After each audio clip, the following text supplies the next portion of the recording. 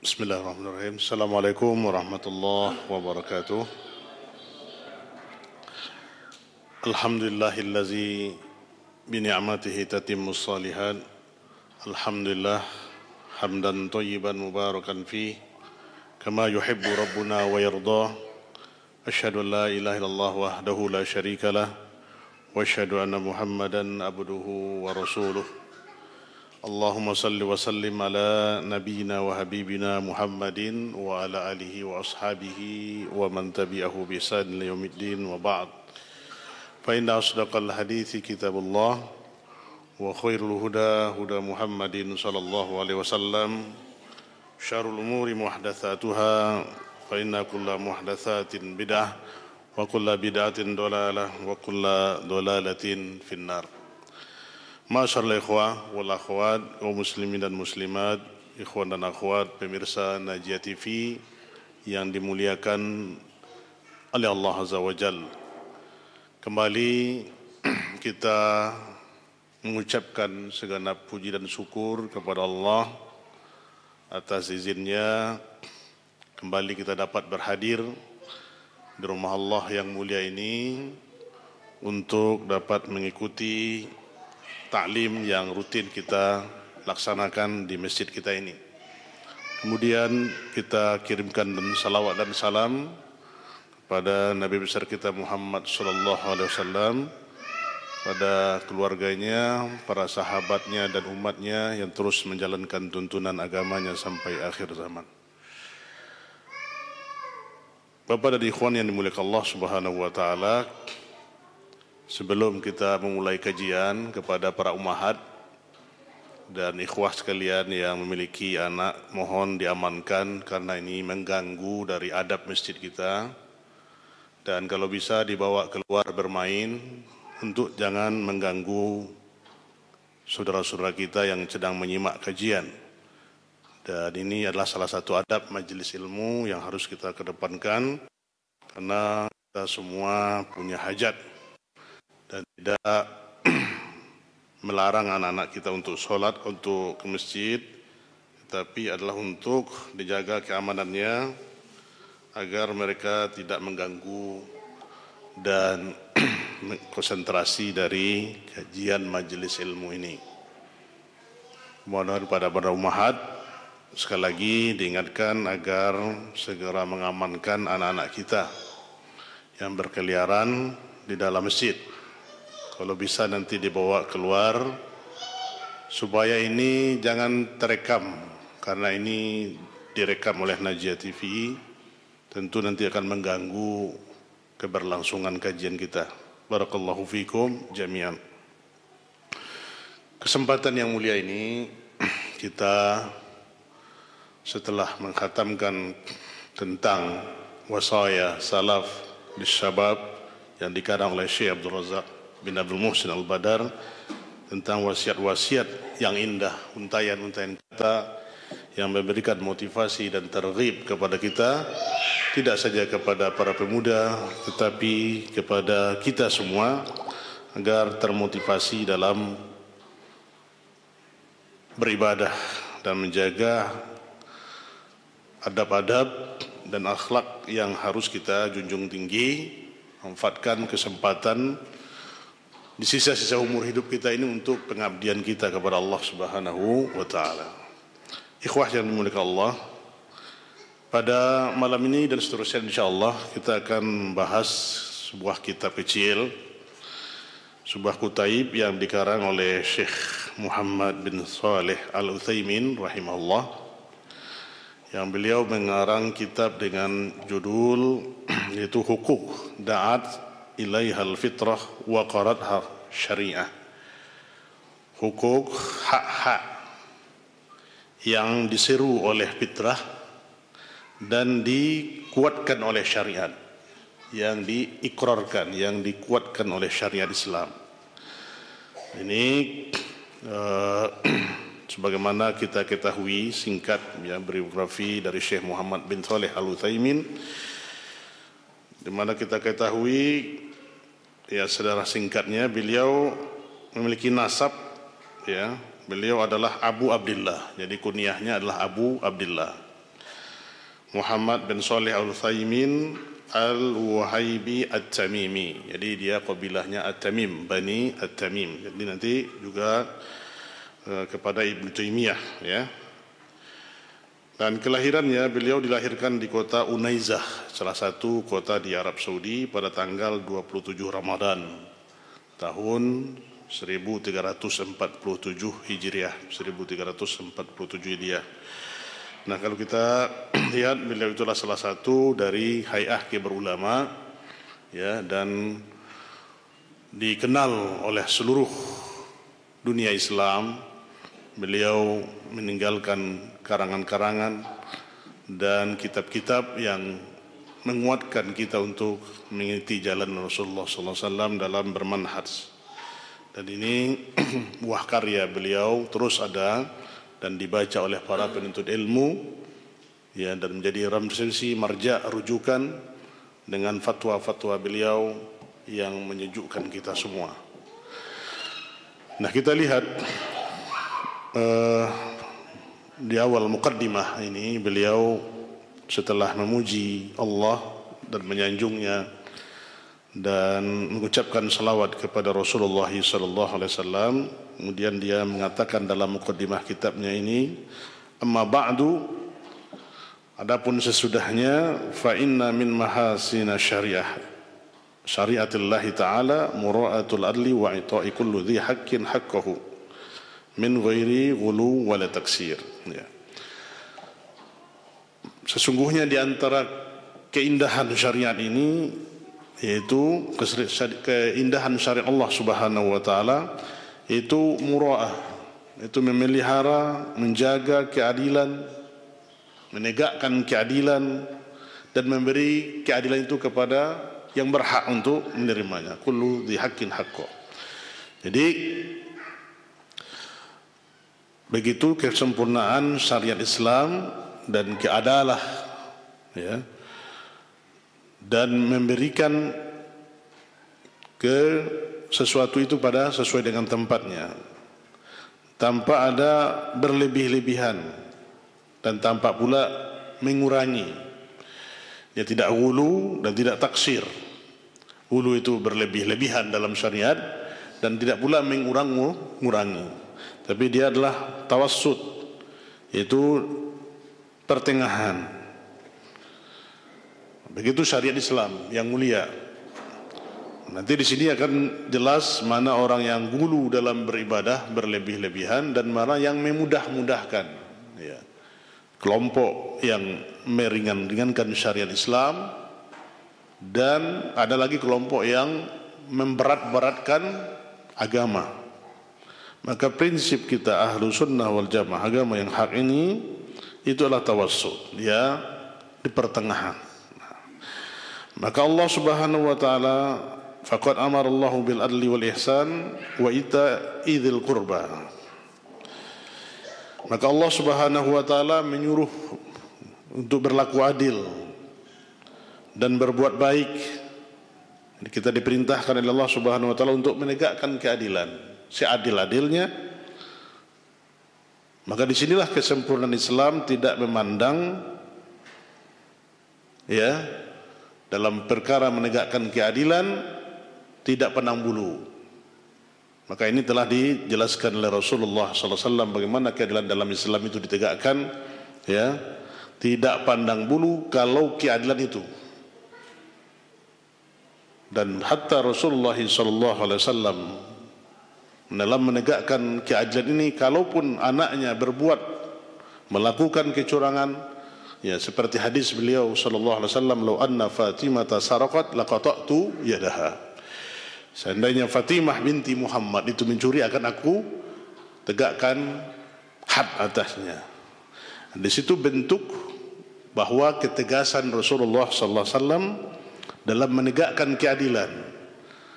Dan inilah yang telah dipahami dan telah dikenal, ya, oleh tidak saja sahabat-sahabat Nabi, tapi musuh-musuh Rasulullah SAW. Tersiar kabar begitu bentuk keadilan yang ditegakkan oleh Rasulullah SAW. Dengan keadilan inilah maka tersebar dakwah Rasul sallallahu alaihi wasallam ke muka bumi ini.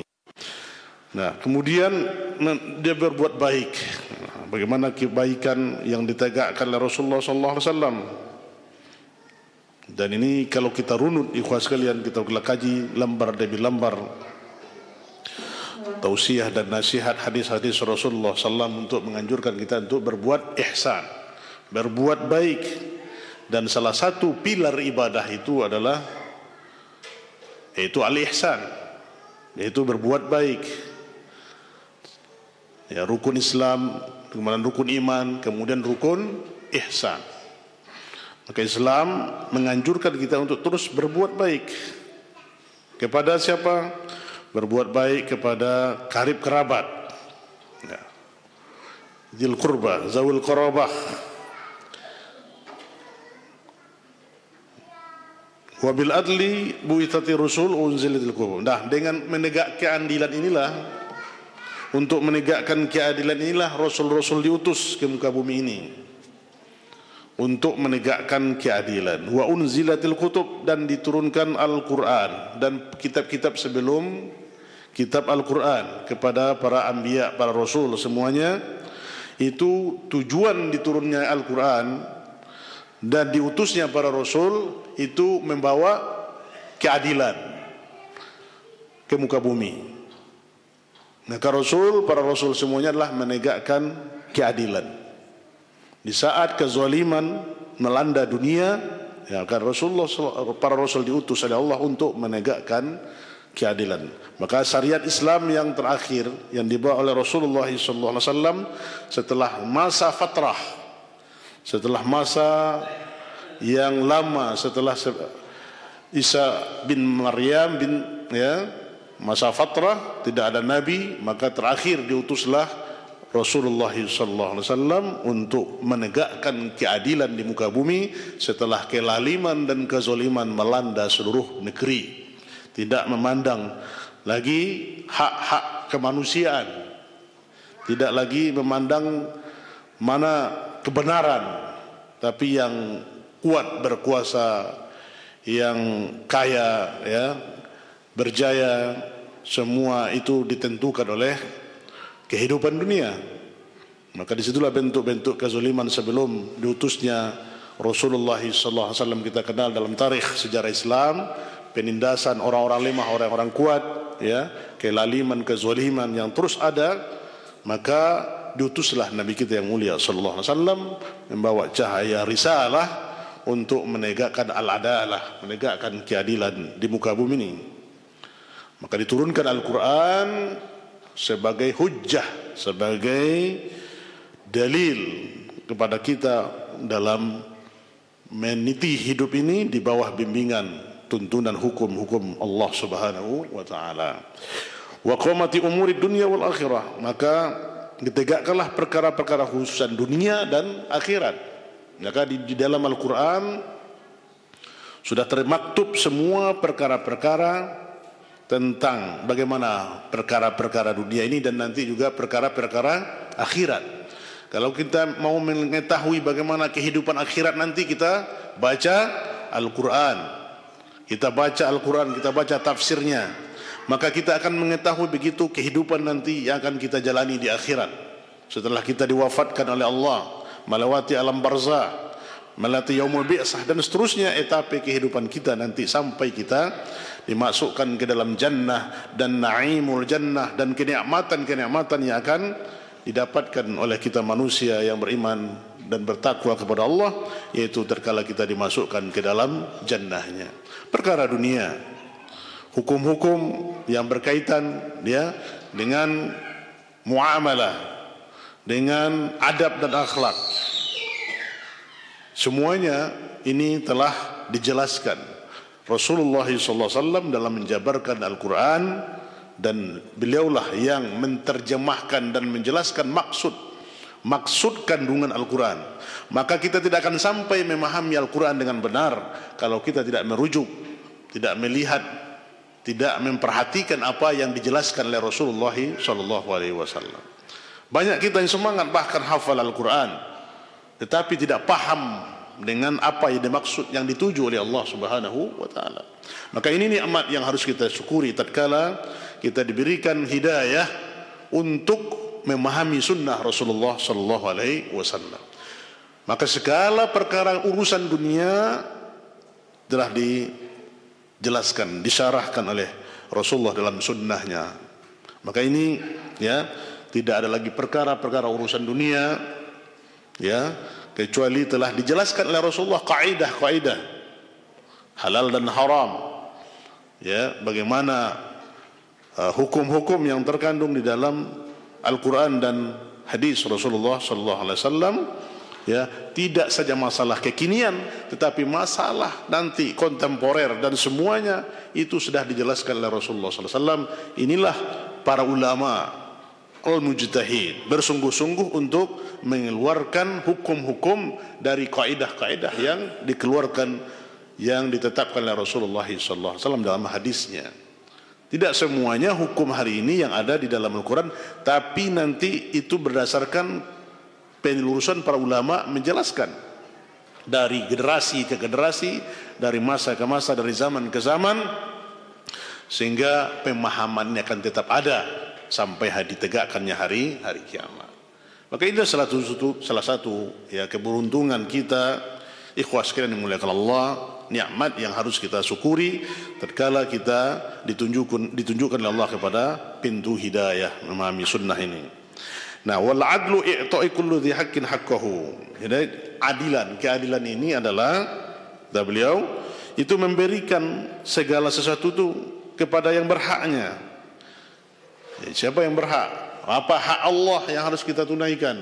Apa hak Rasulullah sallallahu alaihi wasallam? Apa hak orang tua kita? Apa hak istri? Apa hak tetangga? Apa hak karib kerabat? Apa hak teman? Sampai hak penguasa nanti ya, yang harus kita tunaikan, yang harus kita tegakkan. Nah, ini ya harus ditunaikan. Kalau tidak maka kita berbuat zalim. Wa tanzilu kullu dhi manzilatin manziltahu wa la yatimu dzalika illa bi ma'rifatil huquq ya. Nah, semua ini tidak bisa kita tunaikan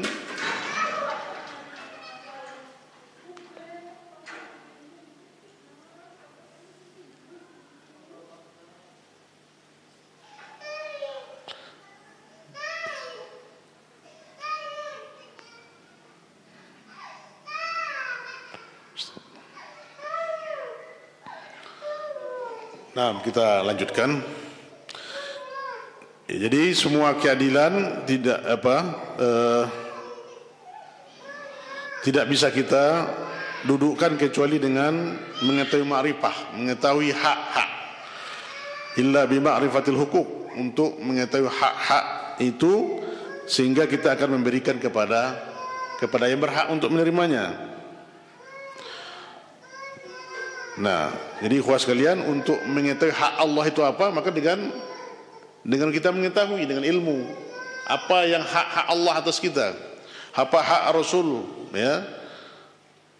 Nah, ini nanti kita mengetahui hak ini, baru kita bisa menunaikan hak itu kepada yang berhak untuk menerimanya. Nah, ini nanti akan kita bahas ya, kata per kata, kalimat demi kalimat, untuk ya menjelaskan hak-hak ini, agar nanti kita ini liyakumal abdu bima alima minha biqadril mustata'. Nah, setelah kita mengetahui ini, kita mengetahui dan kita lakukan itu sesuai dengan kemampuan, qadrul mustata', kesanggupan kita. Setelah kita memiliki ilmu tentang hak-hak itu, kita tunaikan hak itu sesuai dengan kesanggupan yang kita miliki. Dan untuk kita berbuat ya, terkandung dalam ini ada hak-hak yang harus kita tunaikan, kata Syekh. Yang pertama itu adalah hukuku Allah Ta'ala, hak-hak Allah Subhanahu wa Ta'ala. Yang kedua, hukuk Nabi sallallahu alaihi wasallam, hak-haknya Nabi sallallahu alaihi wasallam. Ini kandungan yang akan kita bahas ya malam ini dan ke depannya. Yang kedua adalah hukuk Nabi sallallahu alaihi wasallam.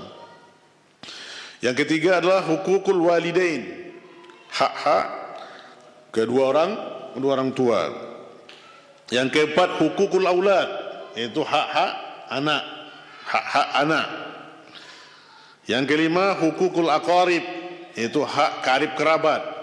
Ya. Apa hak-hak aqarib? Yang keenam, hukukul zaujain, yaitu hak-hak suami istri. Apa tanggung jawab suami dan istri. Yang keenam, hukukul ulah war ra'iyah. Yang keenam kita akan bahas nanti hak-hak penguasa dan rakyat. Apa hak penguasa dan apa hak ra'iyah. Yang kedelapan, hukukul jiran, yaitu hak-hak tetangga. Yang kesembilan, hukukul muslimin umuman. Yang kesembilan, hak-hak kaum muslimin secara umum. Nah, yang kesepuluh adalah hukuk ghairul muslimin, yaitu hak-hak selain Islam, selain orang-orang muslim.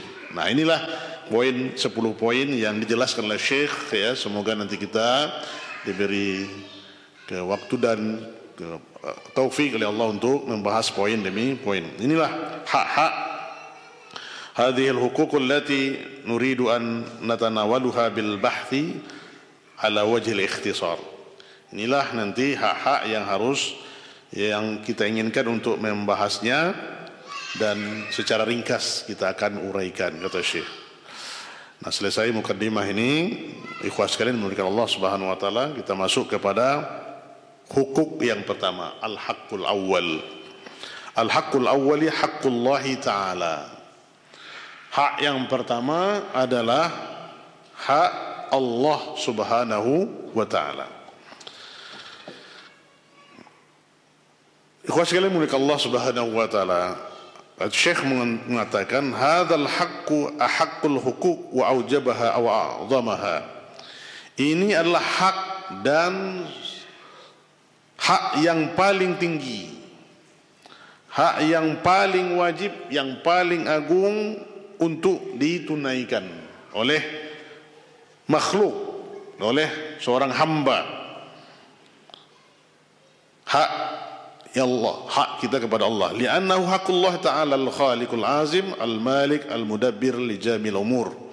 Karena dia itulah hak, ya, hak Allah Subhanahu wa taala sebagai dia pencipta, al-khaliqul azim, Allah yang sebagai pencipta yang maha agung, yang sebagai raja yang mengatur semua urusan-urusan perkara-perkara dunia ini atau perkara akhirat.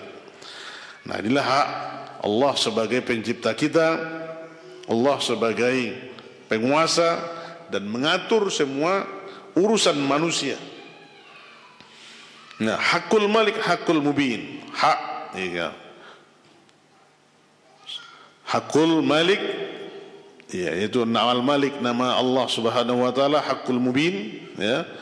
Hayyul qayyum alladzi qamat bihi samawati wal ard. Yang dengannya tegaklah, ya, urusan langit, ditegakkanlah langit dan bumi. Maka ditegakkan langit dan bumi ini adalah untuk apa? Telah ditegakkan oleh Allah Subhanahu wa taala agar kita mengetahui hak-haknya. Dan Allah Subhanahu wa taala menciptakan segala sesuatu. Khalaqa kulla syai'in faqaddarahu taqdiran bihikmati balighah. Allah Subhanahu wa taala menciptakan segala sesuatu dengan ketetapannya, dengan maqadir, dengan hikmah. Ini ikhwas sekalian muliakan Allah, bagaimana kemahakuasaan Allah, keagungan ciptaan Allah Subhanahu wa taala. Kita sebagai makhluk di antara makhluk-makhluk Allah Subhanahu wa taala. Bagaimana kemahakuasaan Allah dalam menciptakan langit, bagaimana kekuasaan dan keagungan Allah menciptakan bumi dan apa yang ada di antara keduanya. Manusia, hewan, tumbuhan, semua, ya, itu adalah untuk mereka mengetahui siapa sebagai pencipta semua itu. Dan itu diciptakan oleh Allah Subhanahu wa taala dengan penuh hikmah. Tidak ada sesuatu yang diciptakan oleh Allah yang sia-sia. Semuanya ada hikmah. Bahkan Allah misalkan seekor nyamuk, ya. Kita memandang seekor nyamuk, makhluk yang rendah, tapi disitulah Allah menunjukkan kekuasaannya. Allah bisa menciptakan seekor nyamuk, ba'udah. Jadi tidak ada yang sia-sia Allah ciptakan. Semuanya itu pasti dengan hikmah yang tidak kita ketahui semua hikmah yang terkandung di dalamnya. Dan kita adalah salah satu ciptaan Allah Subhanahu wa taala. Haqqullah alladzi aujadaka minal adam. Hak yang kita harus tunaikan kepada Allah, ya, yaitu aujadaka, yang telah menjadikan engkau dari sesuatu yang tidak ada. Siapa yang mengira kita ada di muka bumi ini? Ya Allah telah tentukan takdir kita berada di dunia ini. Begitu kekuasaan Allah menginginkan kita untuk hadir. Nah, kalau kita lihat ikhwas sekalian, ya, ini perjuangan yang mulai dari rahim ibu kita sudah berjuang, ya, dengan jutaan, ya, saudara-saudara kita yang berjuang untuk menempel di dinding rahim yang ibu kita. Kemudian takdir Allah kita yang ditentukan untuk bisa lahir dan bisa besar di dalam rahim, kemudian terlahir ke dunia ini. Ini nikmat yang harus sejatinya kita syukuri, kita berada di dunia ini. Untuk apa? Agar kita mengetahui hak Allah ini. Nah, setelah Allah jadikan kita dari pasti kehidupan, ya, mulai dari tidak ada menjadi ada. Hal ata 'alal insani hinum minad dahri lam yakun syai'an madhkura. Ya, telah lalu kepada manusia itu satu masa yang dia itu tidak dikenal, ya. Ketika itu sekarang kita mungkin berumur 60 tahun, ya, 70 tahun yang lalu di mana kita yang berumur 50, ya, berumur 60 tahun yang lalu di mana kita, atau yang begitu seterusnya, tidak pernah dikenal. Kemudian kita melalui proses, ya, Allah inginkan kita berada di dunia ini. Nah, ini setelah kita melalui pertarungan yang dahsyat dalam hidup kita bersama, ya, embrio dan zigot yang kita bisa berhasil untuk hidup. Nah, minal aqwalam yakub takun syai'an madhkura. Kamu ketika itu tidak pernah disebut, ya, tidak ada nama kamu. Tidak ada pernah disebut orang ketika itu. Umur kita 45, 50 tahun yang lalu nama kita tidak ada. Nah, setelah kita lahir baru manusia mulai mengenal kita ada di antara sekian banyak manusia. Nah, ini Allah yang menentukannya kita berada. Haqqullah alladzi rabbaka bin ni'am wa anta fi batni ummik. Nih, ikhwas sekalian menggunakan Allah. Hak Allah yang harus kita syukuri, yang harus kita tunaikan. Allah yang telah mendidik, mengatur kita, memberikan kenikmatan dengan nikmat-nikmat yang Allah berikan kepada kita. Wa anta fi batni ummik. Kalian berada dalam perut, dalam kandungan ibu-ibu kalian. Ya. Fi dhulumatin thalas, dalam kehidupan kegelapan yang tiga. Maka di sini dijelaskan oleh para ahli tafsir, kegelapan yang tiga itu adalah kita berada dalam, ya, dalam ari-ari. Kemudian dalam ari-ari ibu kita itu kita berada dalam rahim. Kemudian dalam rahim itu kita berada dalam perut ibu kita. Fi dhulumatin thalas, dalam tiga kegelapan. Nah, mulailah kita dari setitik nuktah, ya, kemudian dibungkus oleh Allah dari nuktah ini, ya, menjadi darah, sekumpul darah, kemudian daging dililit dengan tulang, dililit dengan daging lagi. Akhirnya kita tumbuh sampai ditiupkan ruh. Waktu kita sudah berada di dalam ibu kita 4 bulan, kemudian Allah titipkan ruh kepada kita. Nah, ikhwas sekalian dimulakan Allah SWT. Begitu kita lihat fase-fase kehidupan kita ini, ya, sehingga kita bisa berada dalam rahim ibu kita, diberikan rezeki, ya. Dari mana kita mengambil makanan ya dari asupan yang diberikan oleh ibu kita kepada calon jadin ini ya, dalam kegelapan, 3 kegelapan. La yastati ahadun minal makhluqin an yusalla ilaika ghidha'aka wa muqawmatin numuka wa hayatik. Tidak ada satupun yang sanggup untuk memberikan ya, satupun makhluk yang bisa memberikan kepada engkau makanan. Tidak bisa. Ada yang bisa memberikan makanan kepada kita dalam rahim ibu kita dan menumbuhkan kita di dalam rahim kita. Siapa yang bisa menumbuhkan kita? Siapa yang memberikan makanan ya di dalam kehidupan di dalam rahim ibu kita itu? Maka Allah lah yang telah memberikan kepada kita semua itu. Adaralakal athadain, maka Allah alirkan dari 2 susu ibu kita itu ya sebagai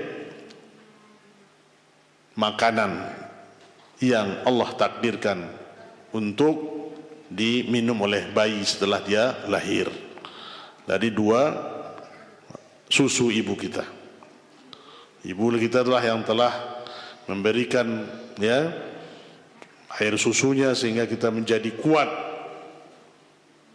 menjadi manusia hari ini yang kokoh dan kekal. Perjuangan kedua orang tua kita, kedua ibu kita yang telah melahirkan kita ini tidak bisa dibandingkan dan bisa kita hatta kita bisa memberikan seluruh dunia ini kepada ibu kita. Karena dialah yang telah menjadikan kita, telah melahirkan kita ke dunia ini. Nah, ikhwah sekalian muliakan Allah Subhanahu wa taala. Wa hadakan najdain, dan Allah beri petunjuk kepada kita setelah kita lahir ke dunia ini 2 jalan. 2 jalan. Wa hadaina an-najdain. Wa hadainahu an-najdain. Kami beri kepada mereka 2 jalan. Mana jalan itu? Setelah kita terlahir ke dunia ini, tumbuh ya dari bayi kemudian menjadi anak-anak, kemudian setelah itu kita tumbuh menjadi anak-anak, kemudian remaja, setelah remaja menjadi dewasa seperti hari ini. Kemudian kita ditunjuki oleh Allah 2 jalan.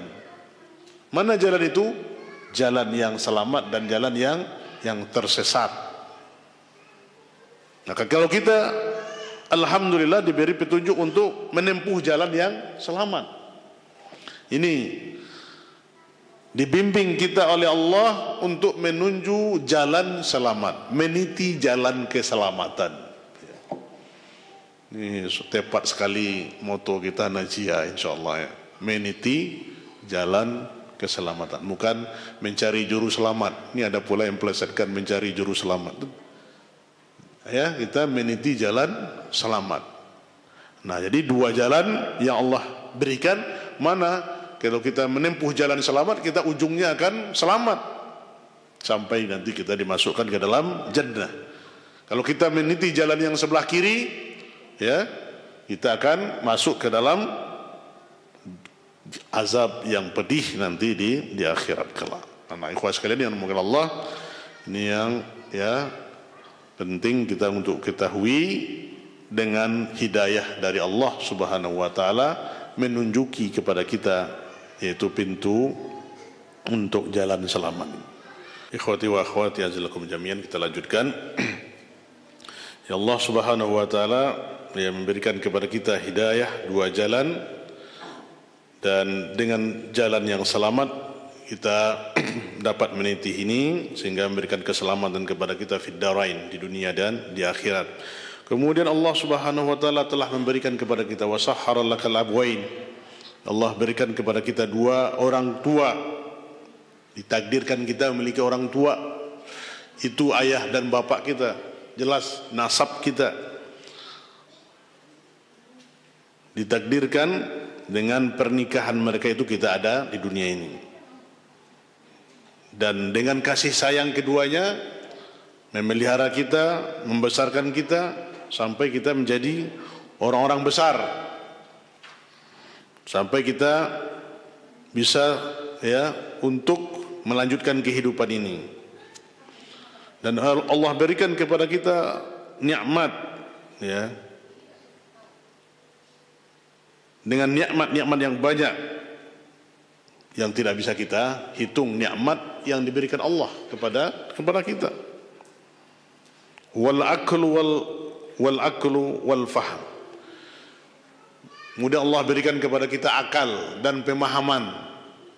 Dengan akal, ya, kita bisa membedakan mana yang baik, mana yang buruk. Kemudian diberikan kepada kita pemahaman, al-faham, paham dalam menggunakan akal. Untuk apa yang Allah ciptakan akal ini kepada kita? Adalah untuk memahami wahyu. Jadi bukanlah wahyu diletakkan di bawah akal, tidak akan bisa memahami wahyu. Maka diberikan oleh Allah akal yang sehat untuk memahami wahyu Allah. Jadi ada orang yang terlalu menggunakan akalnya sehingga akalnya lebih didahulukan dari wahyu, akhirnya juga tidak mendapat hidayah. Tidak mendapat hidayah. Kenapa? Karena mereka menuhankan akalnya dan hawa nafsu, sehingga menentang firman Allah, Al-Quran dan hadis-hadis Rasulullah sallallahu alaihi wasallam.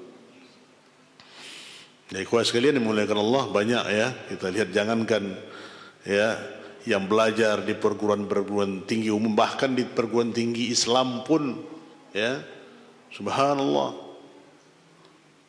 mereka menuhankan akal sehingga terjadilah kaum falasifah yang hanya mengandalkan filsafat ya, sehingga membuang kalam-kalam Allah, sehingga mereka mencari kebenaran itu dengan akalnya. Nah, ini tidak berarti akalnya tidak berfaedah. Dan Allah memberikan kepada kita akal dan pemahaman, paham dalam agama ini yang kita doakan kepada Allah, Allahumma faqihna fid din. Ya Allah, pahamkan kami dalam beragama, faqih. Dan juga ini dikatakan oleh Rasulullah SAW, man yuridillahu bihi khairan yufaqihu fid din. Siapa yang Allah inginkan kepadanya kebaikan, Allah pahamkan dia agama. Ini ya cukuplah hujah kepada kita bahwa keinginan Allah kepada mengangkat kita, derajat kita di hadapan sekalian makhluk, Allah pahamkan kita kepada syariat Islam ini. Maka berbeda kita ya, derajat kita dengan yang tidak paham. Watta dia bergelar profesor pun, doktor di bidang keagamaan, tapi tidak paham apa itu maksud kandungan Al-Quran dan Sunnah.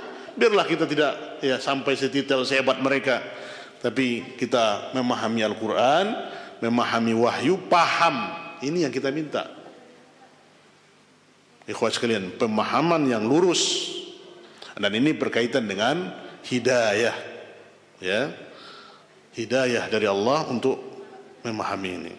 Maka ini doa yang diajarkan terus ya oleh Rasulullah, seperti anda pernah sampaikan, kita hafal ini ya, yang harus kita hafal. Ya mualliman, ya muallima Adam, alimni. Ya mufahima Sulaiman fahimni. Ya mufahima Sulaiman fahimni. Ya mualliman Adam alimni. Wahai yang mempahamkan, wahai yang mengajari, ya muallima Adam, ya mufahima Sulaiman fahimni. Ya muallima Adam alimni. Wahai yang mempahamkan Sulaiman, berilah kepadaku pemahaman.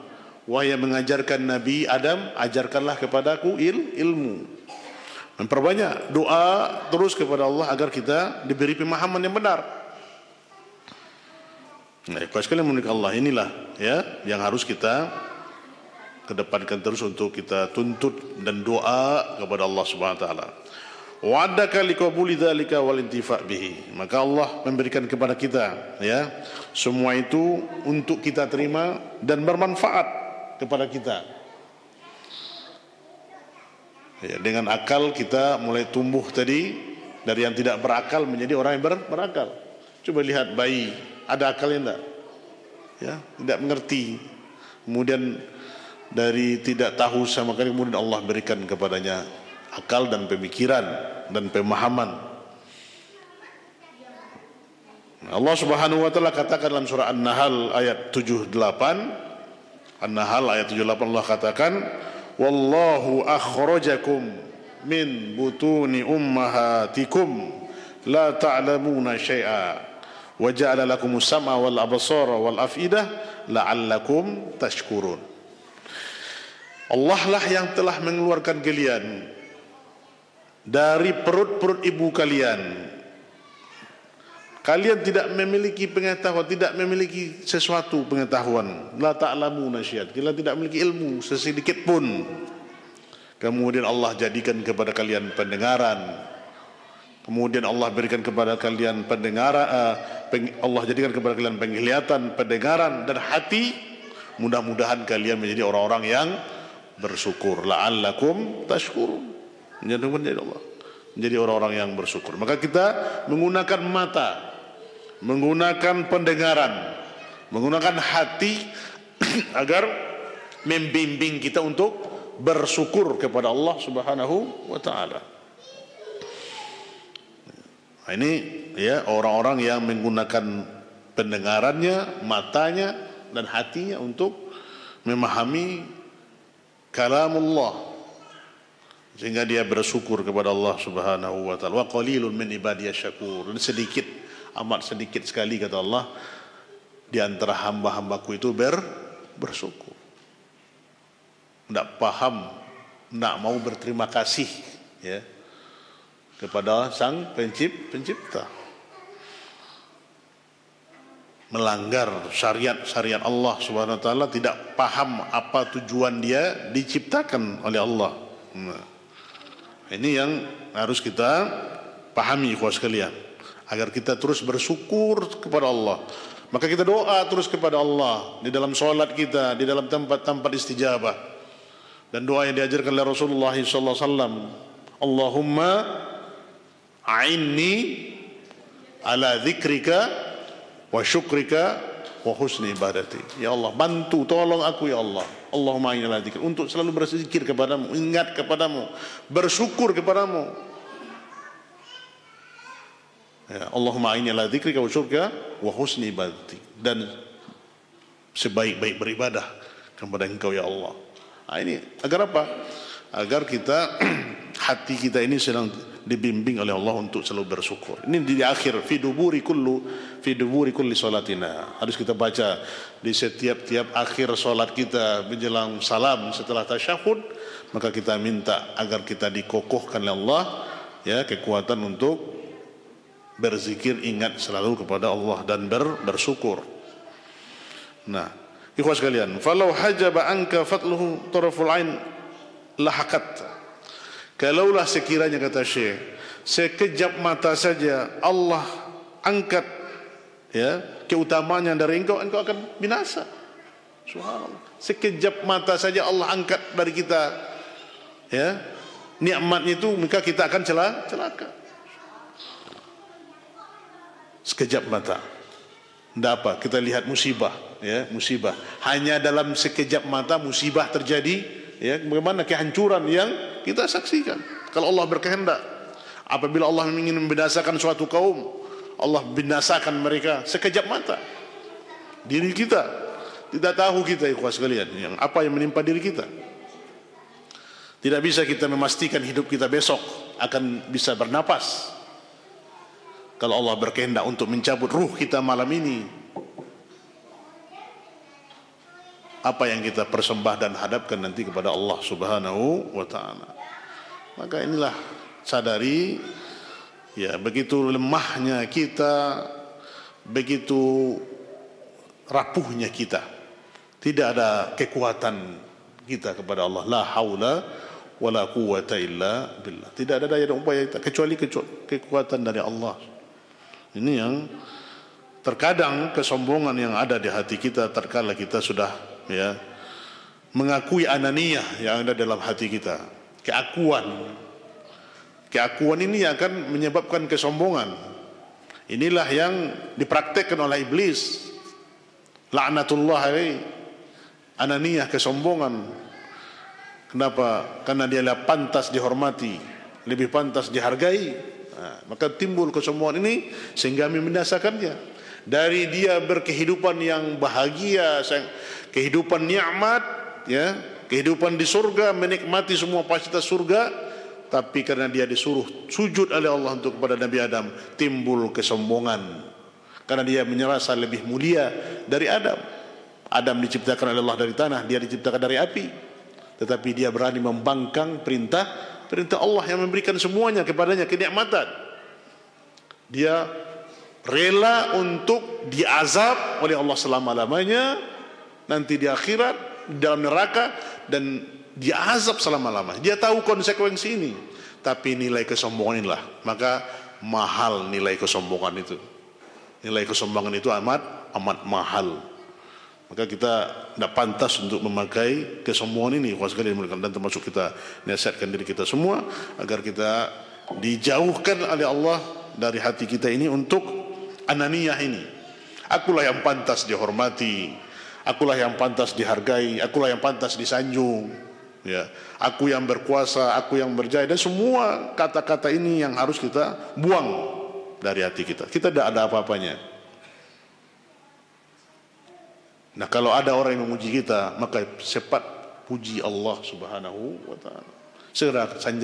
Segera sandarkan pujian itu kepada Allah, karena yang pantas dipuji itu adalah Allah Subhanahu. Kita tidak ada yang pantas dipuji.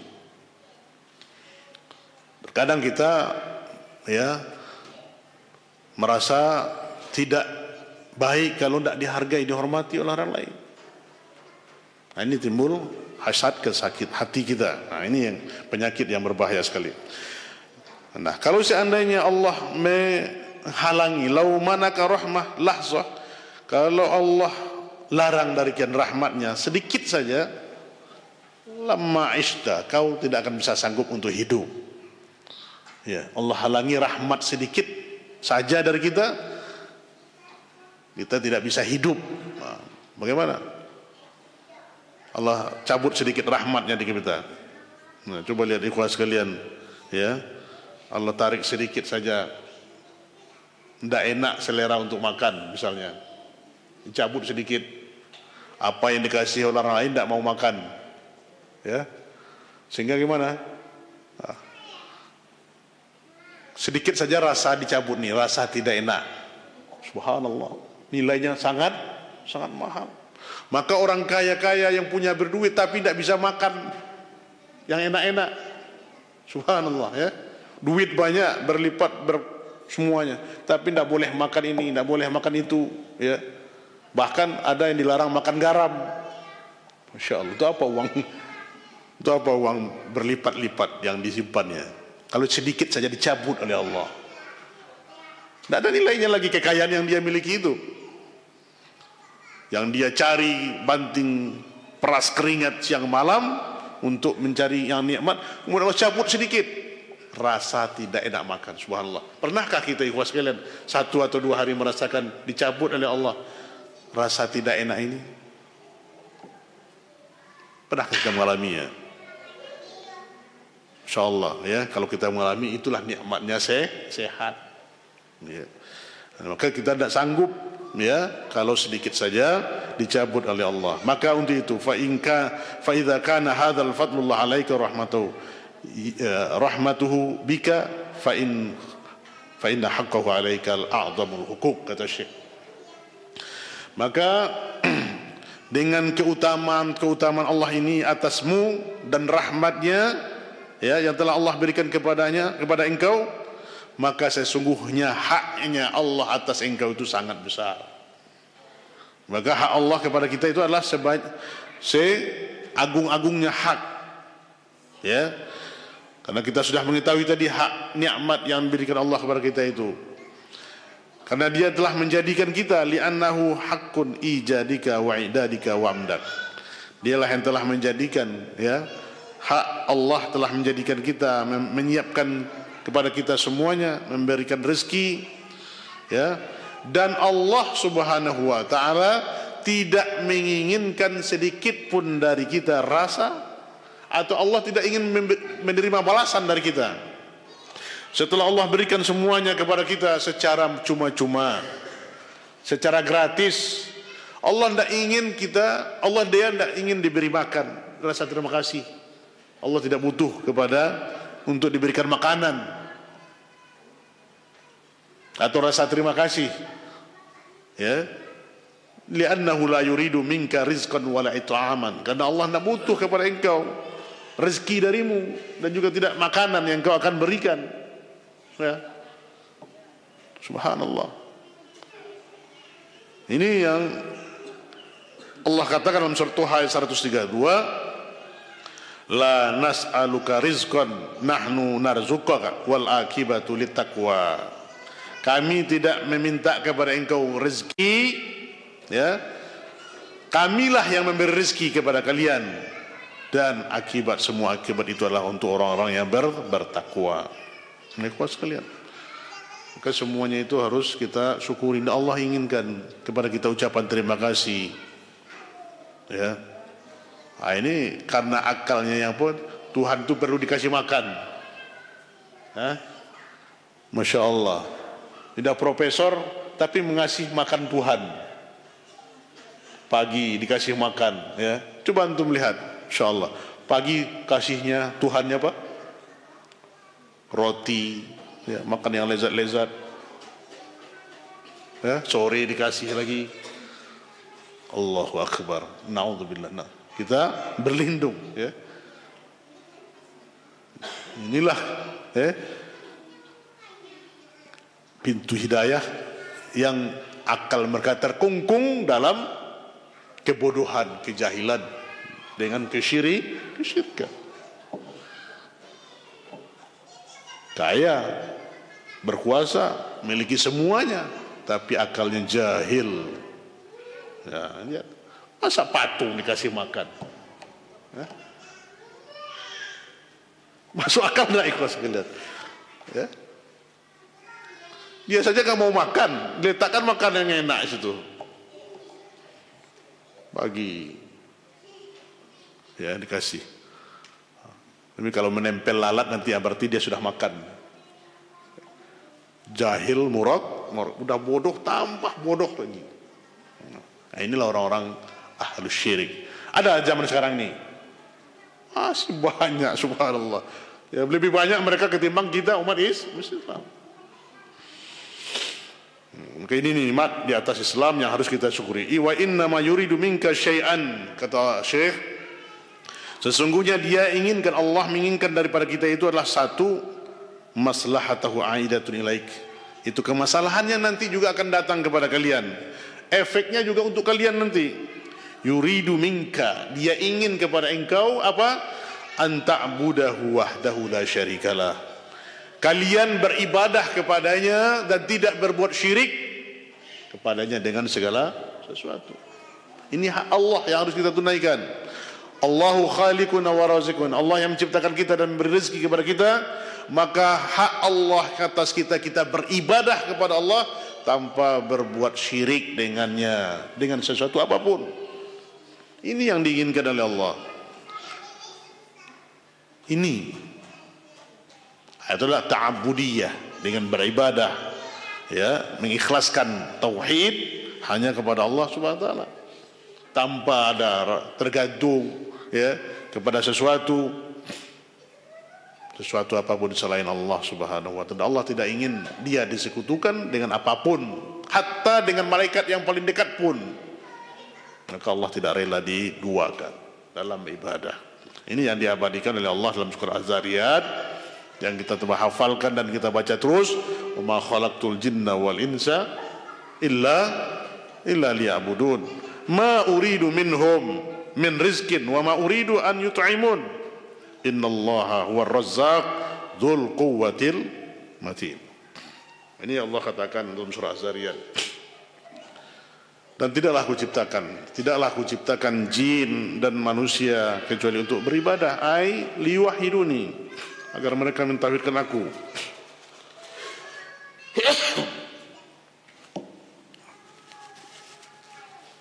Ikhwas sekalian mulia Allah, ya, ini Allah katakan agar mentauhidkan Allah. Ma uridu minhum min rizkin, kami tidak ingin dari kalian rezeki, dan juga tidak ingin kalian memberi makanan kepada kami. Sesungguhnya Allah lah, dialah Maha pemberi rezeki dan yang maha kuat. Insyaallah.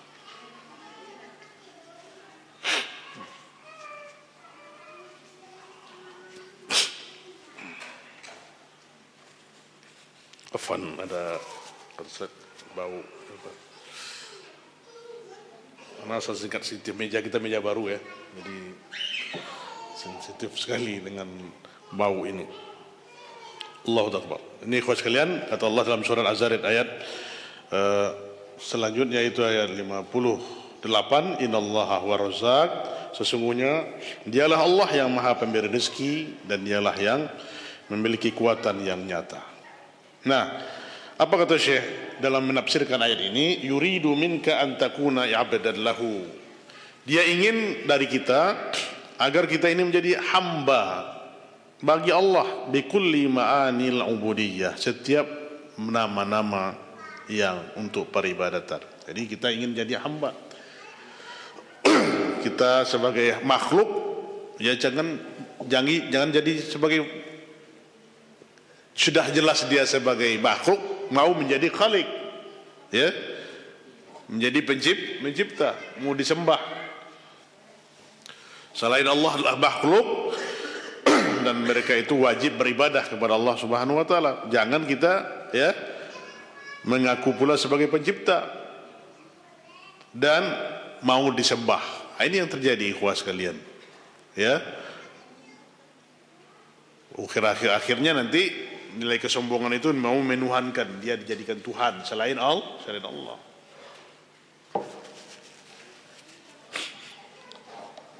Maka untuk itu jadilah kita seorang hamba yang betul-betul seorang hamba. Bagaimana seorang hamba? Hamba itu budak bagi Allah. Seorang budak dengan majikan, bagaimana hubungan budak dengan majikan? Dia tidak akan pernah menyelisihi perintah majikannya. Dia tidak akan pernah berbuat sesuatu yang akan menjengkelkan majikannya. Dia mengabdi setulus hati dan sepenuhnya pengabdian. Ini harus kita tuntut. Kita sebagai hamba Allah, ya, dengan ibadah ini rasa kelezatan, tidak terpaksa ikhwan sekalian, ya, dalam beribadah itu betul-betul dengan pengagungan kepada Allah, khidmah, sehingga ibadah yang sulit itu akan menjadi ringan. Kenapa orang rela untuk mengeluarkan biaya beratus-ratus juta, kemudian ya berkumpul di tengah padang pasir di bawah terik pada Arafah, ya, Arafah tanggal 9 Zulhijjah, malam lagi mabit di Muzdalifah, ya. Apa yang menyebabkan mereka itu? Ta'abbudiyah, karena mengaku sebagai hamba Allah. Nah, ini kelezatan yang dilakukan, dirasakan oleh kita. Nah, kama annahu wa rabbuka bikulli ma'anir rububiyah, sebagaimana juga bahwasanya Allah itu Rabb itu adalah sebagai Rabb, ya, yang telah menciptakan kita, mendidik kita, mengatur kita, sebagai tauhid rububiyah, ya. Nah, kita akui pencipta kita adalah Allah, dan hendaklah kita sebagai seorang hamba tunduk dan khudu, tunduk patuh. Seorang hamba yang mutazallil, yang bagaimana seorang yang tunduk, ya, hatinya dengan kepasrahan yang penuh dalam beribadah. Nah, kalau sekalian, nikmat ini yang kita minta kepada Allah, nikmat khusyuk dan tazallul, tunduk dalam beribadah. Kenikmatan ini, ya, sehingga tidak hampa kita itu beribadah. Kalau kita sholat, merasakan kelezatan kita sholat, ya, hubungan kita langsung, ya, mengabdi kepada Allah Subhanahu wa taala. Dan kita menjalankan semua yang diperintahkan oleh Allah dan menjauhi larangannya. Kita kerjakan semua yang diperintahkan Allah dan menghindari semua cegahannya, dan membenarkan semua yang diberitakannya di dalam kitab sucinya, ya, dijelaskanlah Rasulnya. Dan engkau mengetahui bahwasanya nikmat yang banyak ini kepada engkau, ya, yang begitu banyak diberikan oleh Allah kepada kita itu, afala tastahi an tubaddila hadhihi ni'mah kufran, kata Syekh. Insyaallah ini perlu kita catat ikhwas sekalian, ya. Afala tastahi an tubaddila hadhihi ni'am kufran, apakah kalian tidak malu, ya, seandainya, ya, semua nikmat ini kalian balasi dengan kekafiran, pengingkaran kepada Allah Subhanahu wa taala.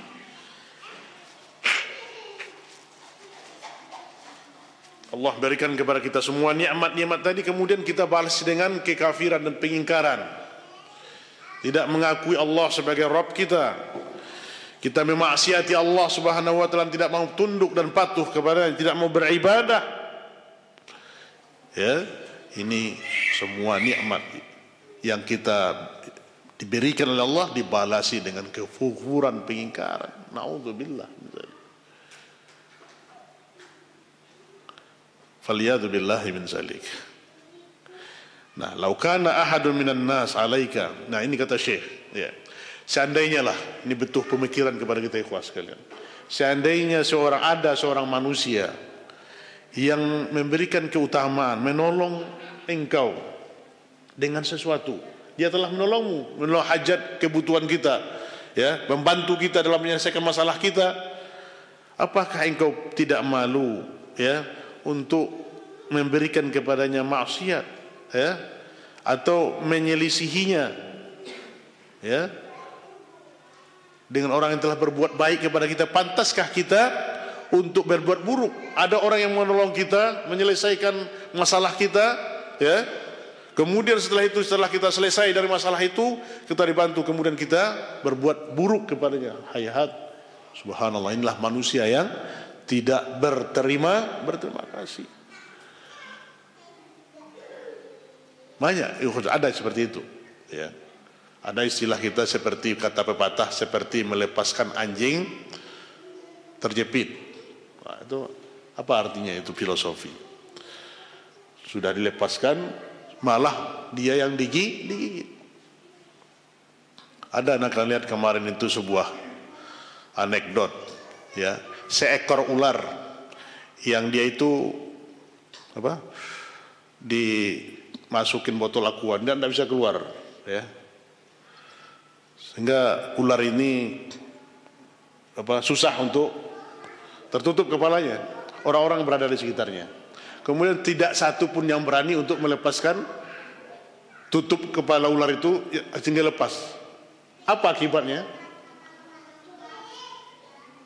Kalau ditolong nanti dia akan digigit. Subhanallah. Kalau ada tipe ini, naudzubillah, kita ikhwas sekalian. Waliyazbillah min zalik. Nah, ini kata Syekh, kalau ada seseorang yang berbuat baik kepadamu, memberikan menolongmu, pantaskah engkau bisa berbuat buruk kepadanya? Maka bagaimana keadaanmu? Fa kaifa bi rabbikal ladzi kulla fadlin alaika? Maka bagaimana dengan Rabbmu yang telah memberikan semua keutamaan kepadamu, telah memberikan segalanya kepadamu? Apakah pantas wa kullu ma yadfa'anka min siyuhu fa min rahmati? Apakah pantas kamu, ya, balasi dia itu dengan semua kejahatan dari semua rahmat yang telah Allah berikan kepada kita? Nah, ikhwas sekalian dimulakan Allah, ya. Wa ma bikum min ni'matin fa min Allah thumma idza massakumud durru fa ilaihi tajarun. Dan tidaklah, ya, apa yang diberikan kepada kalian dari nikmat itu semuanya dari Allah. Tidak ada pun satu nikmat kecuali itu datangnya dari Allah Subhanahu wa taala. Nah, apabila menimpamu suatu keburukan, kejahatan, maka kepadanya lah kita minta tolong. Kepada Allah lah kita minta pertolongan. Ini surah An-Nahl 53. Nah, inilah hak yang, wa inna hadzal haq alladzi aujabahu Allah li nafsihi liyasira sahn ala man yasarallahu lahu. Ya, inilah hak yang telah Allah wajibkan, ya, pada dirinya agar dimudahkan kepada orang yang mudah untuk menempuhnya. Jadi Allah mudahkan kepada siapa yang Allah mudahkan. Tidak semuanya bisa mudah dalam melaksanakannya. Hak Allah ini, ya, hak Allah hanya untuk diibadahi dengan benar, tidak disekutukan, tidak berbuat syirik dengannya. Tapi tidak semua orang yang mampu untuk melakukan ibadah. Tidak semua orang yang bisa bersih akidah tauhidnya. Maka ini ikhwan sekalian, ya, tatkala hak Allah ini agar kita beribadah, tidak semua orang yang mampu. Bisa dihitung dengan jari. Subhanallah, berapa persen orang yang mampu menegakkan, menghidupkan solat-solat jamaah di masjid kaum muslimin. Dari situ saja kita bersyukur, hati kita dihadapkan untuk bisa memakmurkan masjid Allah untuk beribadah kepada Allah. Tatkala manusia di sana banyak yang lalai, tidak mau mendengarkan ijabah, menerima seruan Allah Subhanahu wa taala, walaupun rumah-rumah mereka itu sangat dekat dengan masjid, tidak terpaut hatinya kepada masjid. Salah satu yang kita syukuri dan salah satu nanti yang akan dapat naungan, di mana tidak ada naungan kecuali naungan Allah, adalah wa rajulun qalbuhu mu'allaqun bil masajid, seorang laki-laki yang hatinya terpaut kepada masjid. Maka dimanapun kita berada, kita terpaut kepada masjid. Hati kita, ya, solat 5 waktu di mana kita berada, maka kita segera tunaikan. Nah, ini nikmat yang harus kita syukuri, ikhwan sekalian. Jadi tidak semua yang Allah mudahkan. Yang Allah mudahkan siapa yang Allah mudahkan. Ya. Kita alhamdulillahilladzi bi ni'matihi tatimmus shalihat. Mudah untuk datang menerima ijabah Allah. Tapi di sana sangat banyak orang yang tidak mau menerima seruan Allah, walaupun dia sanggup berjalan, sanggup untuk berwuduk, tidak sakit.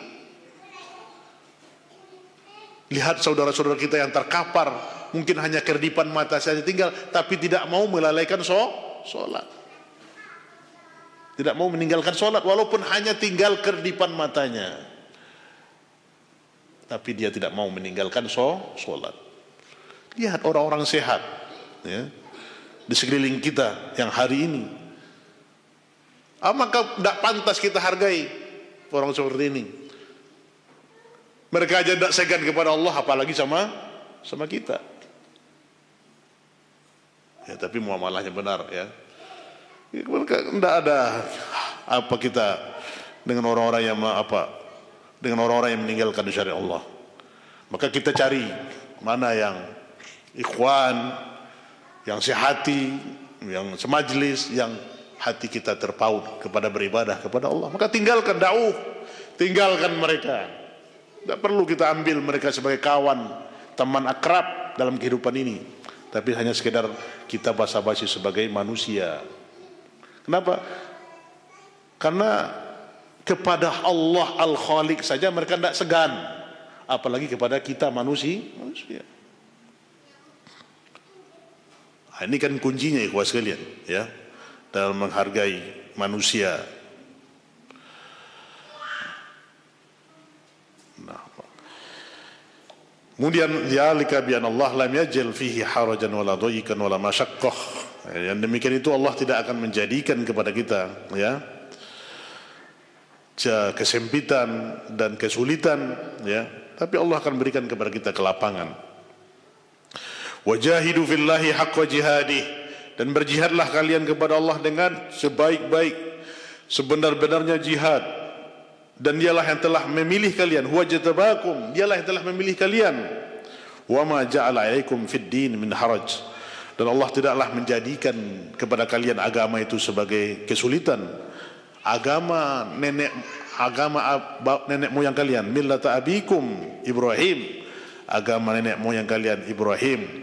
Wa sammakum muslimin, dialah yang telah menamakan kalian sebagai orang muslim, min qabli wa fi hadza liyakuna ar-rasul syahida, Yang sebelum ini agar dia menjadikan Rasul sebagai saksi atas kalian, wa takunu syuhada 'alan nas, dan kalian akan menjadi saksi-saksi di atas manusia.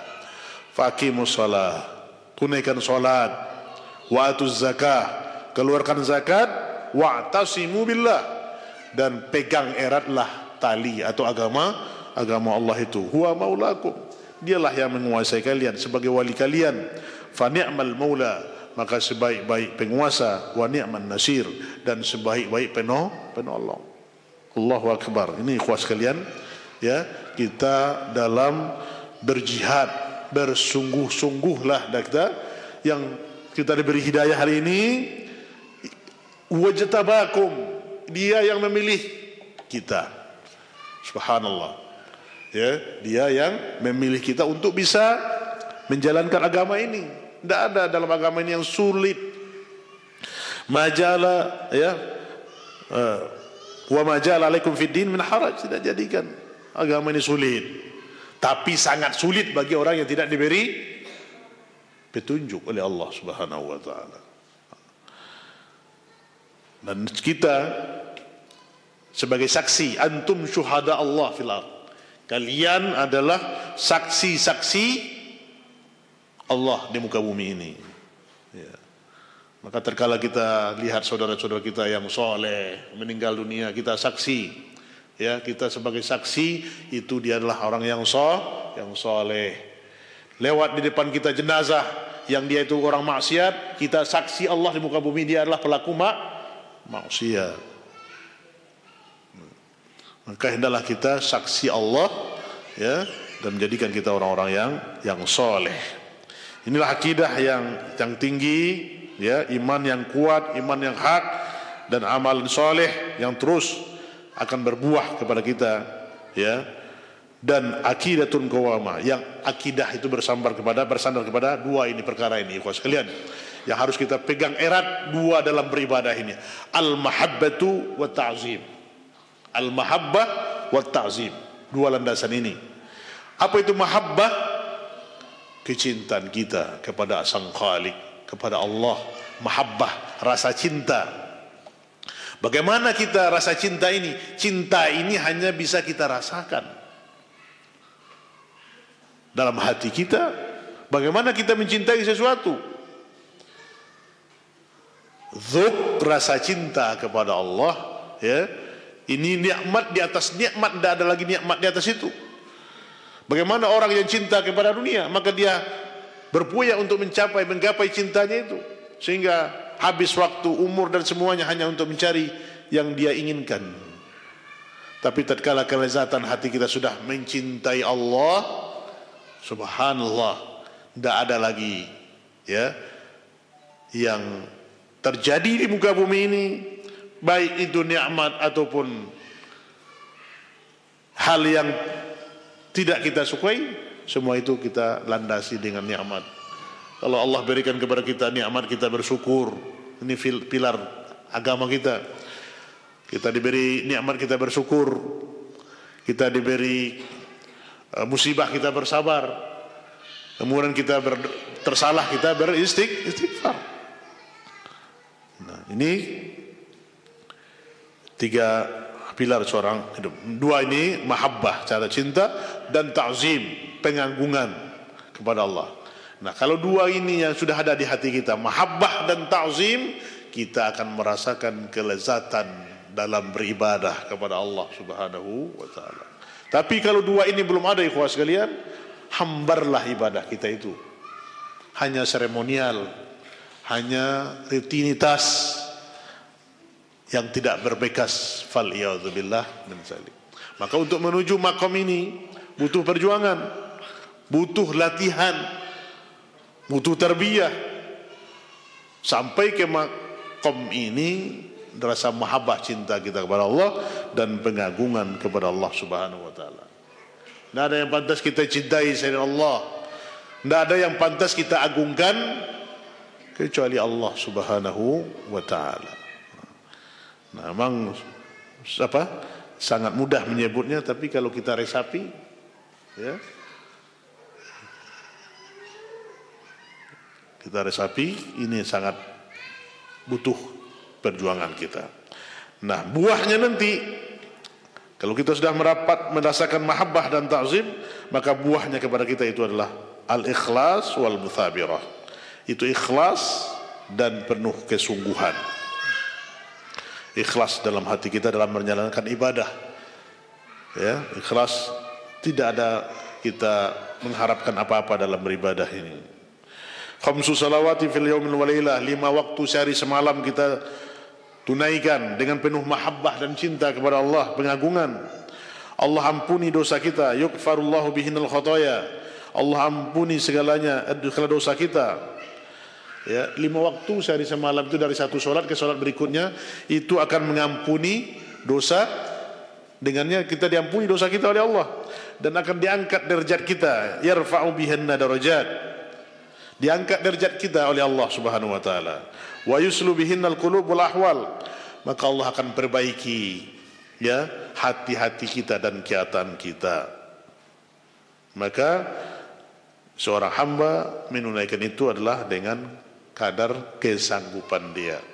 Qadru mastata'a. Fattaqullaha mastata'tum. Maka takutlah kamu kepada Allah, bertakwalah kalian kepada Allah sesuai dengan kesanggupan kalian.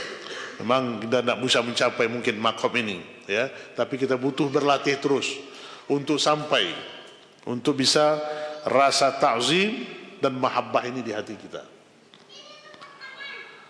Dan Nabi SAW mengatakan kepada Imran bin Husain, ya, tatkala Imran bin Husain sedang sakit, maka kata Rasulullah SAW, ya, salli qa'iman, salatlah engkau dalam keadaan berdiri. Salli qa'iman. Fa illam tastati' fa qa'idan. Tidak sanggup maka hendaklah engkau duduk. Fa illam tastati' fa alaihi jum. Kalau tidak sanggup juga maka hendaklah berbaring. Nah, ini nasihat Rasulullah kepada Imran bin Husain. Ya, nasihat yang indah, tidak dipaksa oleh Rasulullah SAW. Kalau tidak sanggup berdiri, duduk. Kalau tidak sanggup duduk, berbaring. Kalau tidak sanggup berbaring, hanya dengan kerdipan mata. Nah, ini yang hulu, yang berlebih-lebihan, harus berdiri juga. Ya, Bapak ibadah dirasakan tanpa ilmu. Dia sudah tidak sanggup, tapi dipaksa untuk berdiri, sehingga apa? Sakit, kemudian bisa meninggal. Ya, dipaksakan. Nah, ini butuh ilmu, seperti kejadian fatwa, ya, seorang sahabat Nabi SAW yang dia itu junub, ya, kemudian minta pendapat. Nah, ini jahil, ya, orang yang bodoh kemudian berfatwa. Maka ibadah itu butuh ilmu. Kemudian dia dikatakan tidak, ya, dia apakah huzur untuk mandi? Dan mereka mengatakan wajib mandi, sehingga dia mandi kemudian meninggal. Maka ibadah harus dilandasi dengan ilmu. Tidak hanya semangat dalam beribadah, tapi tidak berdasarkan ilmu, ini sia-sia ikhwas sekalian. Nah, kemudian ini, ya, zakat, mengeluarkan zakat, dan ini adalah jumlah yang ringan dari harta kita. Kita hitung-hitung sekilap setahun, kita hitung harta kita, apakah sudah cukup haul dan cukup senisabnya, ya, kita tunaikan. Maka kalau terpenuhi 2 syarat, terpenuhi haul dan nisabnya, sudah berhak untuk keluarkan zakatnya, tunaikan, ya, keluarkan zakat itu kepada fuqara dan miskin, karena itu tidak lagi hak kita dan itulah sampah. Dan akan kalau makan berarti memakan sampah hak orang lain. Kemudian berpuasa pada bulan Ramadan sekali setahun, ya, kita berpuasa Ramadan, ibadah yang mahdoh ini. Tapi ada juga keringanan, tidak wajib kalau kita dalam keadaan sakit. Wa man kana maridun aw ala safarin fa iddatum min ayyamin ukhra. Demikian syariat yang mudah ini. Kalau kalian dalam keadaan sakit atau dalam safar, maka ganti dengan hari yang lain. Berat, tidak diharuskan untuk harus berpuasa. Wa man lam yastati' asyam al-jas daim yut'im miskinan ala kulli yaum. Kalau dia tidak sanggup juga berpuasa, ya, sepanjang tahun, maka dia keluarkan memberi makan satu orang miskin setiap hari yang ditinggalkan, membayar fidyah. Subhanallah. Ini Hajjul Baitul Haram, naik haji ke Baitullah Al-Haram satu kali dalam seumur hidup kita, atau umroh bagi yang sanggup. Ini adalah usul hak-hak Allah yang harus kita tunaikan. Dan ibadah-ibadah yang lain yang nanti bebannya ada yang wajib, ada yang fardu kifayah, seperti jihad fisabilillah, berjuang di medan perang, atau untuk memberikan nasihat, atau menolong orang zalim, atau melihat saudara kita yang sedang sakit, ya. Ini perhatikan ikhwah sekalian yang dimuliakan Allah Subhanahu wa taala. Inilah hak-hak Allah yang harus kita tunaikan.